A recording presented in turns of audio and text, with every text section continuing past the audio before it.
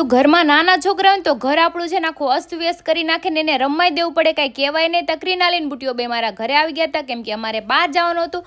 કાઢી ગાડી અને નીકળી ગયા અમે. ત્યાં રસ્તામાં વરસાદ આવી ગયો તો થોડીક વાર ઊભા રહ્યા અને પલ્લી ગયા અને પહોંચી ગયા લક્ષ્મણનગરમાં રાખડી લેવા, કેમ કે ભાઈઓ હાટું રાખડી તો લેવી પડશે ને. ક્રિનાલીથી ગાડી નીકળતી નહોતી, ધક્કો મારીને બહાર કાઢી. પછી ગટુ માટે રાખડી લઈ લીધી એણે કાર્ટૂન વાળી, અને ભૂખ લાગી હતી જોરદારની. તો અમે સીધા આવી ગયા લોર્ડ પેટ્રિક્સમાં ખાવા. અને આ કેમેરો જો ગટુનો છે, પણ હું ફોટા પાડતી મેં કીધું કેવા આવે છે, પણ કાર્ટૂન વાળો કેમેરો સારો હતો.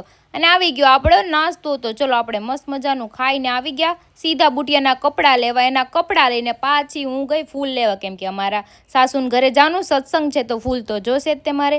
અને ક્રિનાલીને લઈને રિક્ષામાં બેસીને અમે ગયા પૂણા ગામ, કેમ કે ઘણા ટાઈમ પછી રિક્ષામાં બેઠા, મજા આવી. રિક્ષામાંથી ઉતરીને ચાલીને ગયા અને જો સત્સંગ તો ચાલુ થઈ ગયો. અને હું ને મારી સીસેન લો જો અમે બધું રસોઈ બનાવવાની હતી તો બધું કામકાજ કરતા હતા. ક્રિનાલીને હારે લઈને ગઈ હતી ને આરતી પણ થઈ ગઈ હતી.